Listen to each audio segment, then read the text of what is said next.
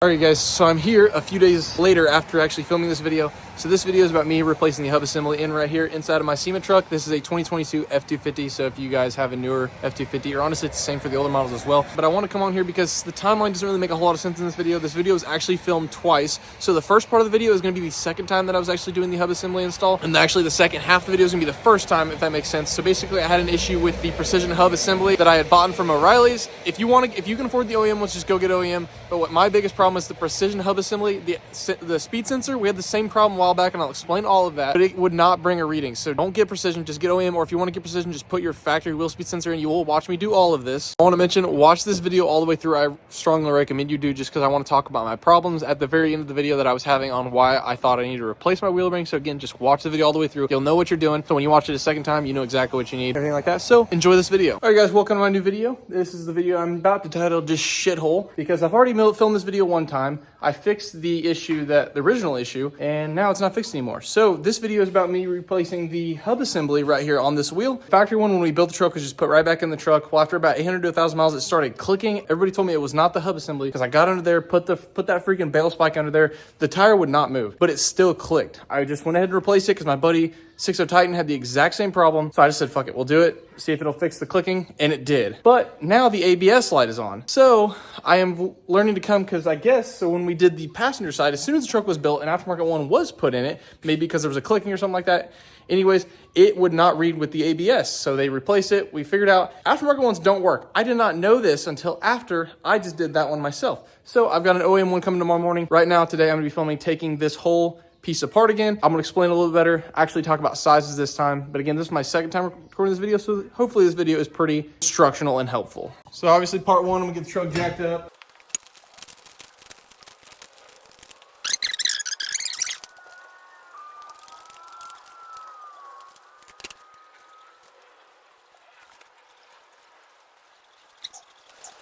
All right, so there is the wheel and tire off. Now we got to go ahead, I got to cut some zip ties right here. I'm gonna go ahead and take all this wire loom off, and then I've got to get these two caliper bolts off. I believe they're like 15/16 or something like that. They're not 1 inch. They might be 23 millimeter, but I don't have metric size that big. So a 15/16 wrench fit really, really good on that. Yep, but you shouldn't have to take the caliper off, hang it up. What I do is I set a couple rags over here just so I don't scratch anything.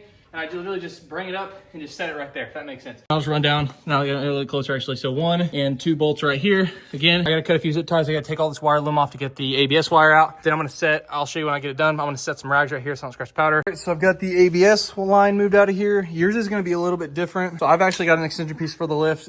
Mine plugs into right here, but it does have the exact same plug. There's the plug. All you gotta do is pull that red tab up, unplug it. It's super easy, you can't mess it up. And then once you pull that red tab up, you see that black tab in the middle.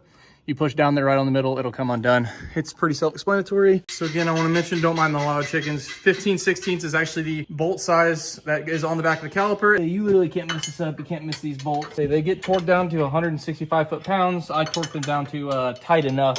All right, now I got them broke loose. I can take them the rest of the way out with an impact, because I have a socket size that's close enough. Now I gotta cut my wheel light off, I gotta get it moved back. So like I said, got the caliper just moved up over there. It does help to turn all the way to the right side if you're doing on the driver's side, or turn all the way to the left side if you're on the passenger side, to actually get those caliper bolts out and fit an impact in there. But as you can see, here's the 2 bolts right here. So here's and there's my bolt bin. So right here, this is an 8 millimeter. You gotta go ahead and take that out. And then the rotor might have to tap it a little bit to get it to come off. There it goes. Like I said, this is an 8 millimeter. Go ahead and take your wire off. What I'm actually gonna try to do first, I've got all the footage to actually finish this video off with the install of this precision. As you see, this thing's brand new. I've actually got all the footage to prove and show you guys how to install this one right here. So what I'm gonna do is try to take, this is the wheel speed sensor out. I'm gonna try to take that out and just plug that in real quick and see if that fixes my ABS problem. So I've got, this is right here is the sensor that came on the truck from factory. Right there is the precision sensor, and it doesn't work, but I guess I put the factory one in and it works, I guess. I've just got it jerry rigged up. I'm gonna have to take it out and redo it. It's looking so far like it's gonna work. So I'll show you guys the problem with the precision ones and why you don't want them. So the sensor that came in it, I couldn't get a reading out of the value right here. So as you see up here, left front wheel speed sensor, whatever. Anyways, I had a light on the dash for when I installed the precision one, but when I actually got it driving, again, the clicking was gone, everything's fine, but again, I still had an ABS light. I couldn't get a value to actually come out of the wheel speed sensor, but actually when I get out now, as you can see right here, now I'm getting a reading out of it. You see the humps? There's a value. So I guess this works. I guess I'm gonna throw it together and see if I can drive it down the road now. It kind of sucks I got this far taking it apart. Now I can just put it back together. But I will go ahead and, if this actually works and all, I will go ahead and insert today's earlier footage. I have filmed all of this, taken out the old one, so don't worry. That footage is coming up right now. Okay, so I got a little ahead of myself. I know this is the start of the video, but this is mainly the easy stuff. So the hardest thing was this snap ring right here. I had to pull the locking hub out, which is right here. That's just those three little screws, three little torque screws right here. I got them screwed back in. And back in there is where that snap ring is at. Well, let me show you here. I went and bought these things from O'Reilly's. As you can see, there's supposed to be tips on there. They're broken off. It works 10 times better without those tips on there. Make sure you get the ones that when you squeeze it, it opens up. I bought both pairs. Basically, this one is already open, but when I squeeze it, it closes. This is the other way around. So right here, basically, as you can see, those tips are actually still big enough to fit inside those holes. What I did is I broke those tips actually broke off accidentally, and I'm screwed. I'm gonna cut the other tip off. I'm gonna try without it.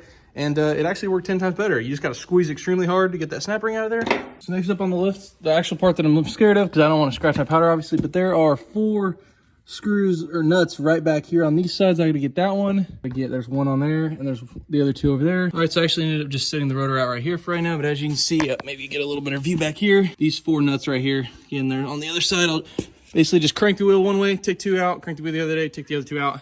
Should be pretty easy. Oh yes, and then the nut sizes. So these 2 nuts back here are a 21 millimeters, what I've got in here. I go ahead and start the truck and turn the truck the other way so you can get the other bolt nuts. And the other 2, as you can see, are just right there and there. I'm gonna try to clean some of this up too. I don't know why they didn't clear cut these when they built the truck. Okay, so my rotor took a tad bit of persuasion. If you're scared about cracking anything, hitting the rotor, hitting the side or like your powder or anything, I didn't want to damage any of my powder. So I have a piece of wood. I had it back here where the caliper usually is, and I just hit it with a hammer pretty hard. It took some good persuasion, but sit down the camera because I need 2 hands. All right, so right here is the part that can be kind of hard. So right here, obviously, is where it's going to separate apart. I'm actually probably going to try to come in either from the backside, hit these studs, or just try to kind of hit from here at first, try to break it loose. We'll see how hard that is. It shouldn't be too bad, though. All right, so we've got the tripod set up right now. I'll kind of show you what I'm doing here. Actually, it was pretty easy. So what I'm doing is holding this side, pulling this side out, and I'm hitting each stud, and it's kind of just coming right out. It's slow, but, you know, it's better than cracking everything. What I know I need to do actually is disconnect this ABS wire here as well.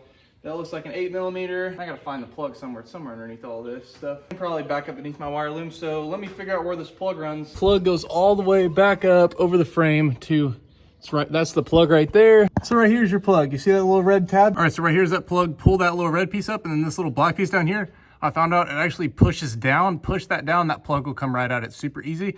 And then you just push the new one in, push the red tab in, and you're good to go when you put the new one in, but I'll show you that again. I'll get the old cord just drawn out, and then as you pull this out, you will actually see the cord will come out with it. Let's go ahead and finish getting this the rest of the way out.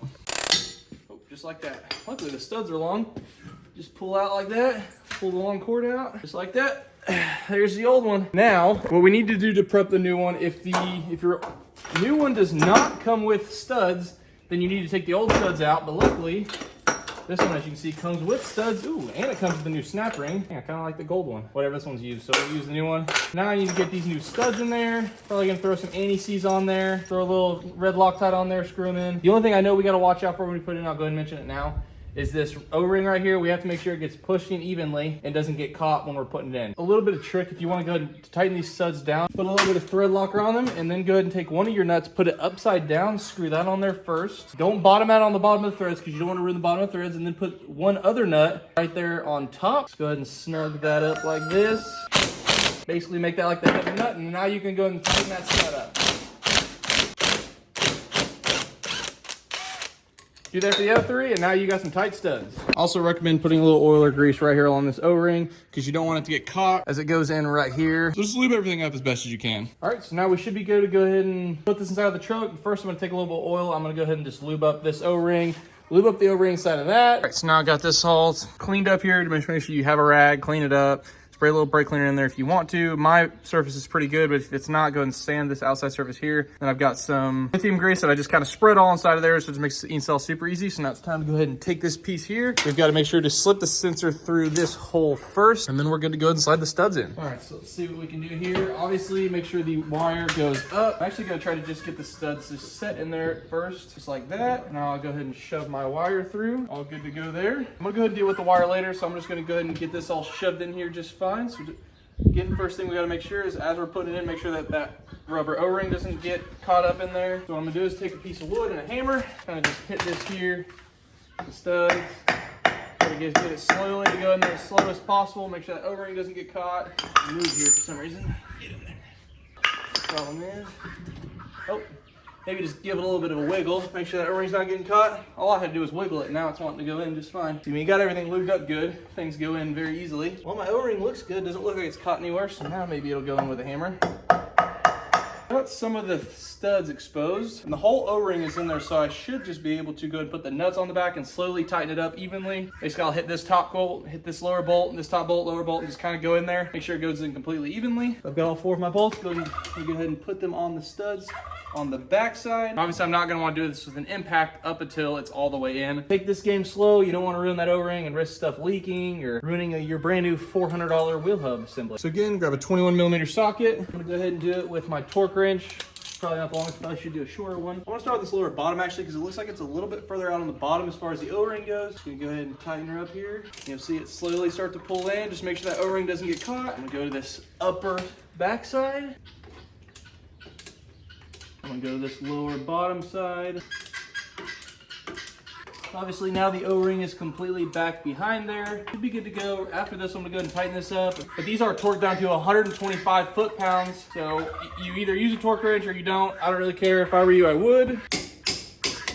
Be a little bit more than 125, but that'll freaking work. Wire shoved up in here where it's not gonna get cut by anything. I'm actually gonna rub the ABS wire later, but as of right now, I'm gonna go ahead and actually just start cleaning stuff up before I start throwing anything else on, because there's a whole bunch of brake dust back here behind where the rotor would be at. This process was actually pretty easy. I was really worried about scratching stuff, chipping powder, but honestly, I don't think there's anything you can do until you start prying stuff. From all the other videos I watched, it looks pretty easy on even high mile trucks. So, all right, so now it is time to go ahead and put the snap ring on the inside, but what you need to check first, make sure that this has a gap in it right here. So what you wanna do is, you can see this actually can be moved. It's kind of hard to do with one hand, but this can be moved in and out, but you want to get it out as far as possible, basically making sure there's a gap here, because that is where your snap ring is going to snap onto. If you can't just do it by hand like I could, all you got to do is stick like a pry bar back in here or something and just pry it out that way. You'll see it move. It's not very hard to move, but that'll just make it super easy to get your snap ring in. All right, so I'm going to try to show you guys the process as best as possible. As you can see right here, I've got my broken tip snap ring pliers. Fits in there just perfectly, perfect enough. The reason you want the ones that'll spread apart as you clench, because obviously, as you can see, it's a little bit easier to do that way.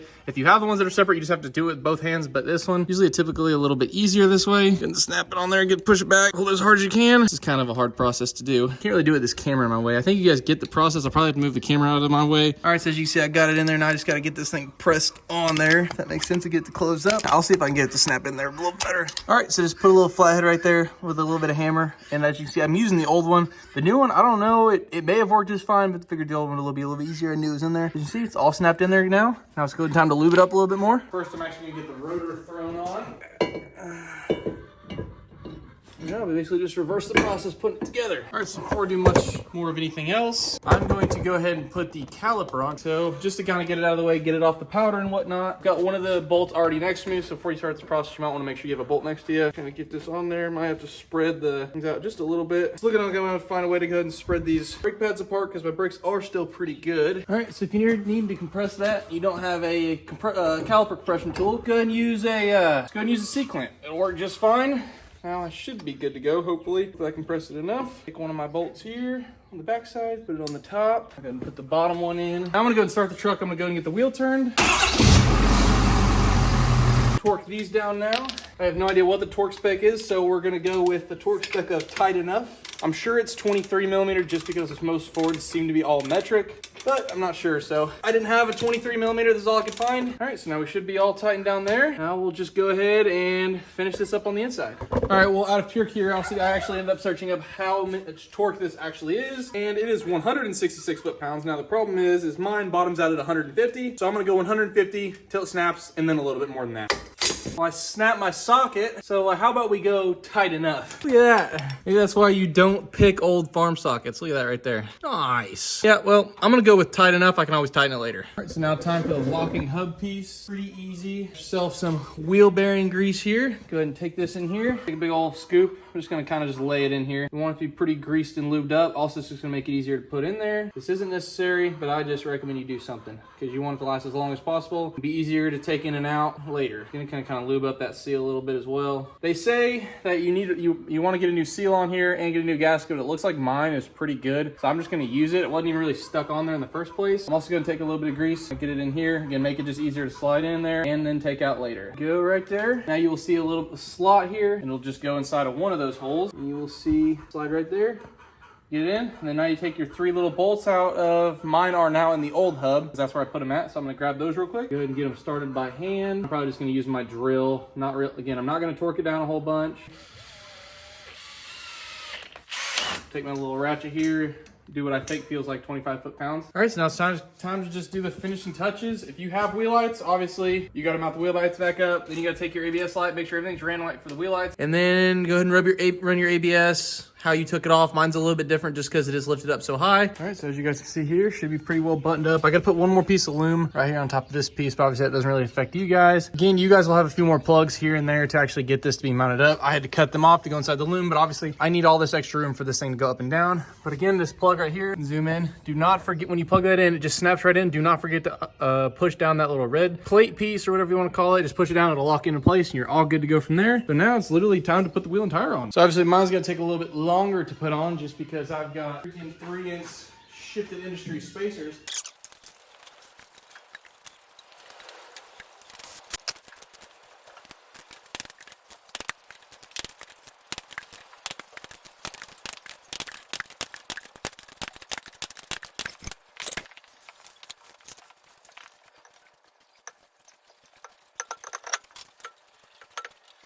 All right, like I said, got everything torqued down. Should be good to go. I'm gonna take it down the road, make sure it doesn't click, anything like that. Looks like I got all my tools. I'm gonna roll over. You guys like the fit? I never even announced that in the beginning of the video. Got the boots, the shorty shorts on. Oh yeah, you guys like how I held my brake to torque the spacers down? Just gotta move this back. Hopefully it didn't ruin anything here as far as the rubber. Did just get a new one. It'll be all right. Oh, it didn't do much damage. Let's see. Yeah, a little bit. It ain't bad. All right, you guys, and just to cap this video off, I just want to go ahead and say this was a very easy install. I'm not a mechanic. If you guys, this is your first time doing all this, don't worry about it. It's nothing straight. I hope you watch this video all the way through to find my troubles first before you try to dive into anything. But I want to go over the problems that I was having. The reason I thought I need to replace this is literally because I heard a clicking in the hub assembly. I had 10 plus people tell me it was not the wheel bearing, because I would put the stick underneath the tire, try to lift it up. There was zero movement. So I was like, there's no way it's a wheel bearing. I'm telling you, if you hear clicking coming from it, that's the only way it is. My buddy George had a problem 3 weeks earlier, so that I knew that's what my problem was. And again, it was not hard to fix. I've got powdered axles and I was worried about chipping stuff. I didn't chip a single thing, so don't be worried about this install. Just start doing all your own work. You're gonna see me doing a lot more work on this truck after that, just because it makes me more confident in my mechanic ability, basically. And instead of having to pay somebody to do it, it would cost a lot of money. So anyways, I hope you guys enjoyed this video. I really hope this video helped you out. Peace.